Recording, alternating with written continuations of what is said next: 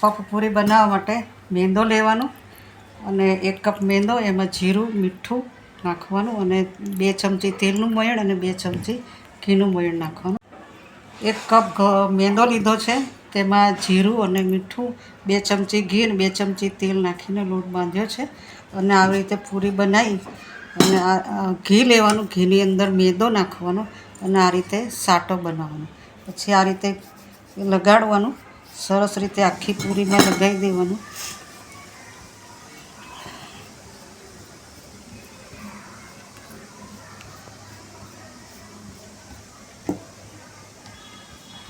પછી એ પૂરીને આ રીતે વાળી દેવાની, ફરી પાછો સાટો લગાવવાનો.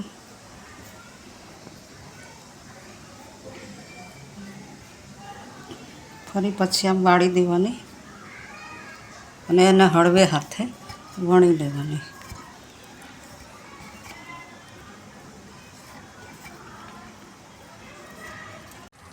હવે આપણે પફપૂરીને તળીશું.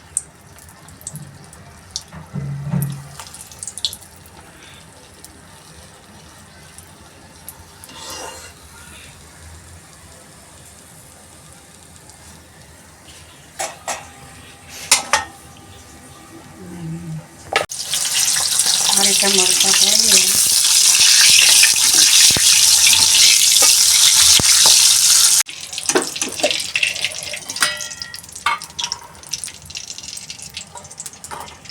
કાઢી લેવાનું, પછી એમાં મીઠું અને હિંગ નાખવાનું.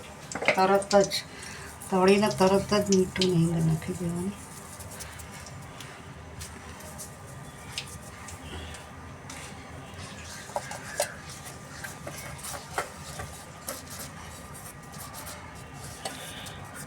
મીઠું નાખો એટલે નરમ પડી જાય, સરસ થઈ જાય.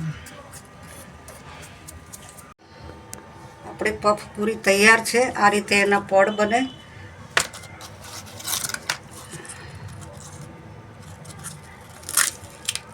અને એ ચા સાથે, મરચાં સાથે ખાઈ શકાય છે.